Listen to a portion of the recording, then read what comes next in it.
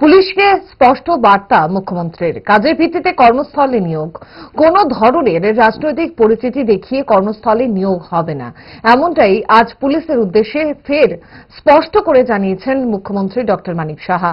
আগরতলা মুক্তধারায় বিজেপির লিগাল সেলের এক কর্মসূচিতে অংশ নিয়ে কথা বলেছেন মুখ্যমন্ত্রী।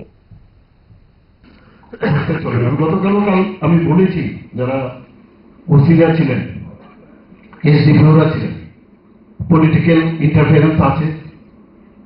আপনারা বলুন, একজন ওসিকে আমি ফোন করেছি আজ পর্যন্ত, বলে না। আপনাদের মধ্যে তাহলে যদি আমি পোস্টিং দিতে চাই, আরে একদম নাম করা এই পলিটিক্যাল পার্টির লোক কেন হবে?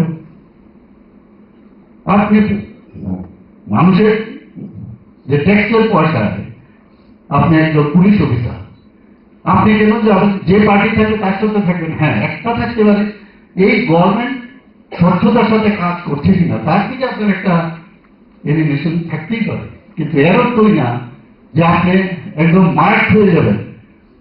কাজের উপরে আপনার পোস্টিং হবে, কেন পার্টি বেসিসে আপনার পোস্টিং হবে সেটা আপনাদেরকে আমি বললাম। আগে আমরা কি দেখতাম সেটাও আমি বলেছি, যে আগে এই যে লোয়ার লেভেলে তার সাথে মানে পলিটিক্যালের যারা হর্তাকর্তা, একদম টপ টু বটম, তাদের সাথে রিলেশন থাকতো সমস্ত ওসিদের। আমি বললাম এটা চেঞ্জ করতে হবে, ব্রেক ডান্স। কিভাবে? এই যে এতে করে ইনসাবঅর্ডিনেশন হয়, কিন্তু তার যে বড় অফিসার সে বলে মানে উনাকে কি জিজ্ঞেস করবো, আমার সাথে পলিটিক্যালি নেতার সাথে পরিচয় আছে, আমাকে কে কি করে? তাহলে একটা ইনডিসিপ্লিনের বিষয় দাঁড়ানো।